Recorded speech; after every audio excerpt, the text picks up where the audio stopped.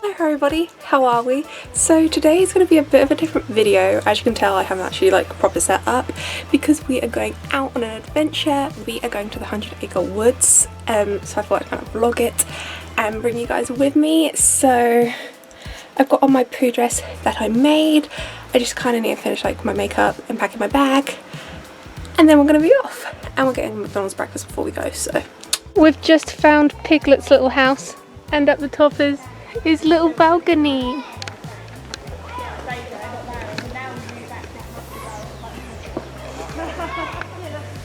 And we found Owl's house.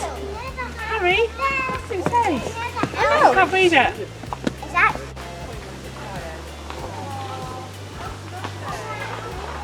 And we found Eel's house.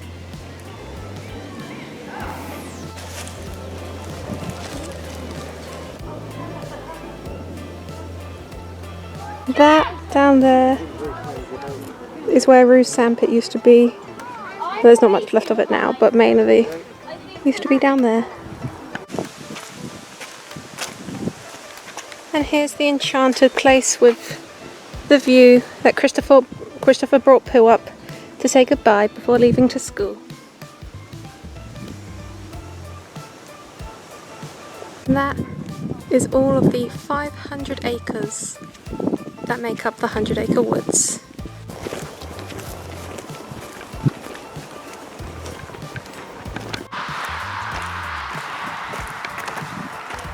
Piglet's car park. I need to put something on my head right now. I don't look right otherwise. Okay, so I didn't really film much for this vlog. The main thing we went down there for was Pooh Corner, which was the cafe, gift shop, museum, which you will see a lot on my Instagram. I decided not to film in there because it is a very small building, and even with social distancing measures, it was very crowded still. So I decided not to film in there because I really don't like filming other people, because you never know what people's reactions are, you know, to a camera being out. Because some people just don't want to be in it at all. So, you know, I just completely respect, you know, I don't like filming in public areas just because you don't know what people are thinking. Yeah, we reserved a table and sat outside, and we had tea and cakes, as you'd have seen from the pictures. They did all of their menus were paper, so they'd throw them away afterwards for obviously, you know, health and safety reasons. But they had a good variety of lunch menus and salads and paninis and cakes. Obviously that's what we had, and so because of current situation you do have to pre-book, and they did have to turn a few people away that did just turn up. And also something else they were doing that was really good was they are taking part in the track and trace. I haven't been anywhere yet. There's openly been taking part in that, but we've booked online. They asked for our details in case, you know, someone got a case. But for those people that hadn't done it online but had still booked a table, they were taking their details and stuff like that, so you know they could get notified if anyone gets a corona, or you know, vice versa. So we could all take part in the track and trace, which I thought was really good because I haven't been anywhere that's actually done that yet. In the actual shop, I've got a little haul for you guys that I got from the shop, because obviously I couldn't go there and not buy anything. But they had the shop, and then they had this little Poohseum bit as well, which was so cute. They had things from early days, pre-war stuff. They had the very original copy. I don't know if it was the original, or they had a copy of the very first newspaper magazine. I'm not sure what it was, or the first thing that Winnie the Pooh ever featured in. And it was a little mini story, kind of you know, a Garfield comic you'd get in a newspaper. One of those. I can't remember what year it was from. The very first thing Winnie the Pooh was ever featured in, and so they had that all the way up to modern day Winnie the Pooh, everything in between. So they had a whole cabinet in the museum of the Winnie the Pooh Funko Pops, and it was nothing like my collection. They had all of my ones that I have in my collection, but they literally had every version of it you could imagine. They had every diamond edition, every flocked edition, every normal edition, every special edition. They just had everything, and I was like, oh. Yeah, and they They had the Russian Winnie the Pooh, which in Russia he looks different. I should have got a picture to show you guys, but he's brown and he's kind of a bit chubbier. Google Russia Winnie the Pooh and you'll see him. But yeah, the museum had like everything from like during the wars. So obviously Winnie the Pooh was written during World War One, I think, was it? Correct me if I'm wrong, I think it was World War One he was written during. So yeah, they had like medals from the wars and literally everything. And like in the background they had different recordings playing. They had like soundtracks from the movie, original recordings of the authors reading a part of the book, they had some soundtracks on, and it was just such an amazing, cute experience. Plus that, the actual building, the shop it was originally a bakery that they would have gone to get their sweets. It was old sweet shop, bakery and a tobacco store, so they would have gone there, and you know, you're literally just walking in the footsteps, so that was cool. And then on to the actual 100 Acre Woods. So it's the Ashdown Forest. Turns out the 100 Acre Woods is actually a 500 acre woods.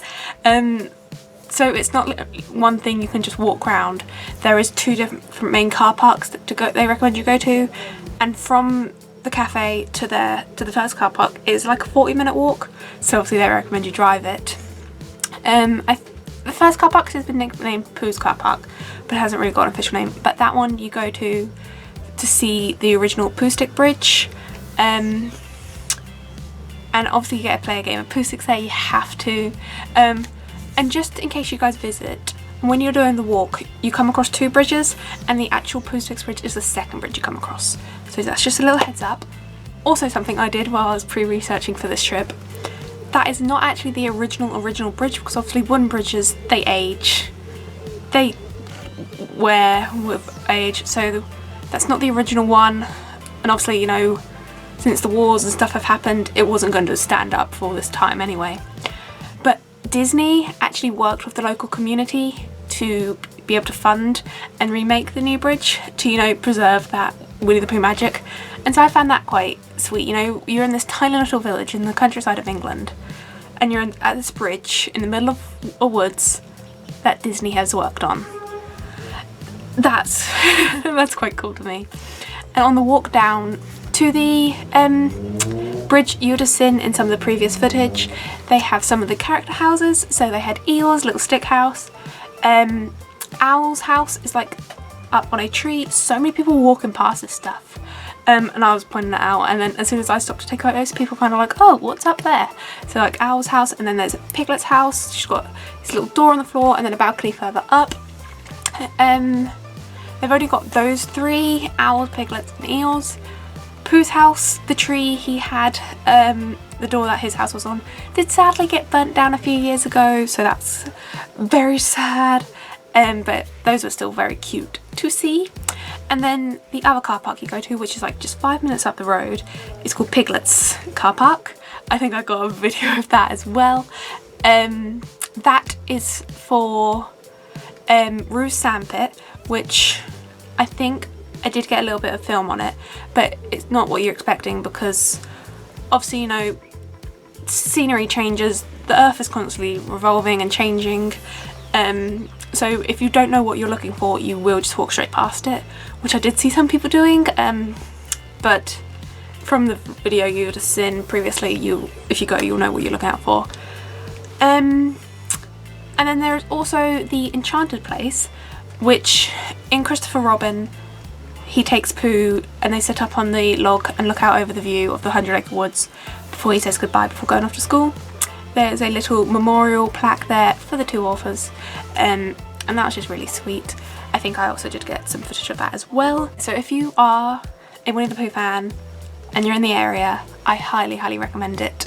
It is in East Sussex.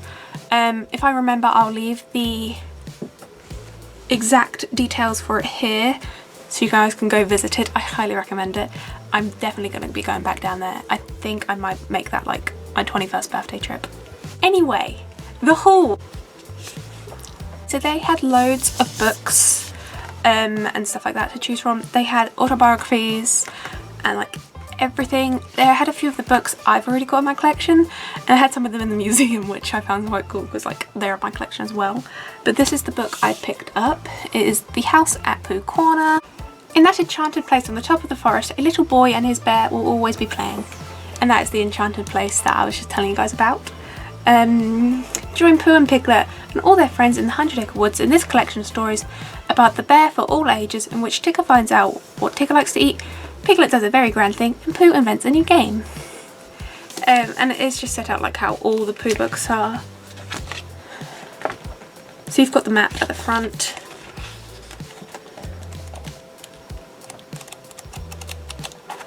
And yeah, so that'll be going straight in my collection. And I never sit down and read the Pooh stories like in one go. They're just kind of something you can pick up and just read a chapter whenever you want to. Like when I'm feeling down, these are kind of always the books I like to pick. Next, if you guys follow me on Instagram, you'll know how much I've been working on my Pooh collection recently. I'm pointing to the shelf because it's becoming the new Pooh shelf.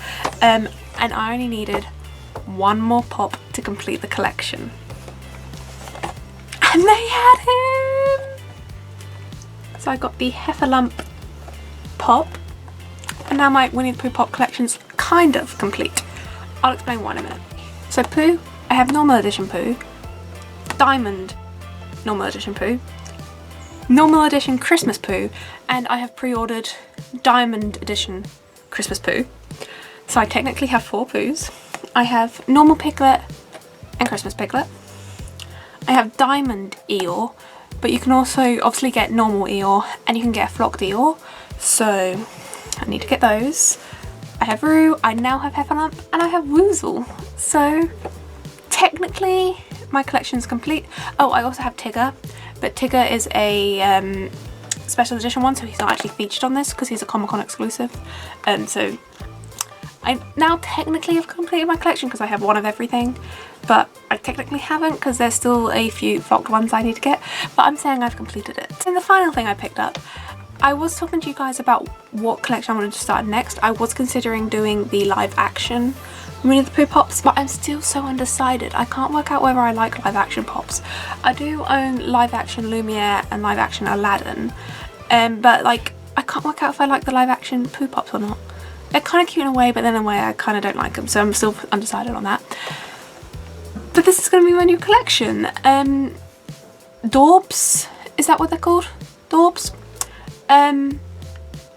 So this one, kind of cool. I'm starting my collection off with a flocked. That's kind of cool.